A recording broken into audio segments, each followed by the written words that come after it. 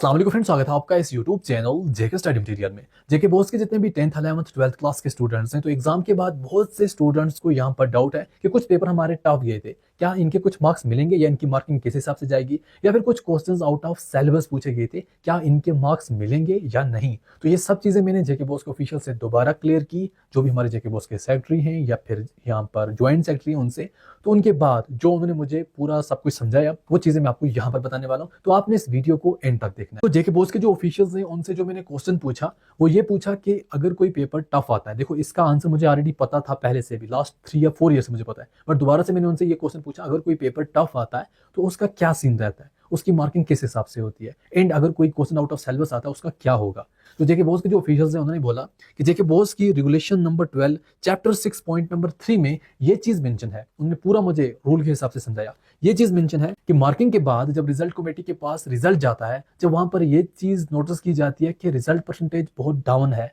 किसी एक सब्जेक्ट का या पूरे रिजल्ट का, फॉर एग्जांपल कोई ए सब्जेक्ट है, उसकी रिजल्ट परसेंटेज है यहाँ पर 15% या 20%, तो ए सब्जेक्ट है उसकी 20% स्टूडेंट टोटल पास है, तो उस टाइम कुछ मार्क्स दिए जाते हैं ताकि ज्यादा से ज्यादा स्टूडेंट पास हो। तो उनको यहाँ पर एक किस्म का बोनस मार्क्स या फिर ग्रेस मार्क्स बोला जाता है। ये वो वाले ग्रेस मार्क्स नहीं है जब स्टूडेंट्स को 5 मार्क्स तक की नीड होती है तब दिए जाते हैं, ये दूसरे हैं। ये वाले ग्रेस मार्क्स आपकी यहाँ पर मार्क्स शीट पर शो नहीं होते, तो इस रीजन की वजह से ये वाले बोनस मार्क्स दिए जाते हैं कि अगर रिजल्ट परसेंटेज किसी ए सब्जेक्ट का 13, 15 या 20% है, ताकि इस परसेंटेज को 50 या 60% तक पहुंचाया जाए, तो कुछ मार्क्स दिए जाते हैं, वो सभी स्टूडेंट को दिए जाते हैं, चाहे उसका स्कोर कम है या ज्यादा है, सबको यहाँ पर सेम दिए जाते हैं। तो ये वाले मार्क्स हो जाते हैं जब किसी का कोई सब्जेक्ट टफ आता है, तो इसी रीजन की वजह से उस सब्जेक्ट में पासिंग परसेंटेज अच्छी हो जाती है। सिमिलर जो यहाँ पर प्रीवियस ईयर 11th क्लास के स्टूडेंट्स थे, तो यहाँ पर फिजिक्स और केमिस्ट्री दोनों में ये वाले बोनस मार्क्स दिए गए थे। आप अगर 12th क्लास के स्टूडेंट हो, आपने अगर अपनी आंसर शीट का जेरॉक्स निकलवाया हो 11th क्लास में, तो आपने एक चीज नोटिस की होगी, जब आपने देखा होगा आपकी आंसर शीट में आपको मार्क्स मिल रहे हैं 15, 16,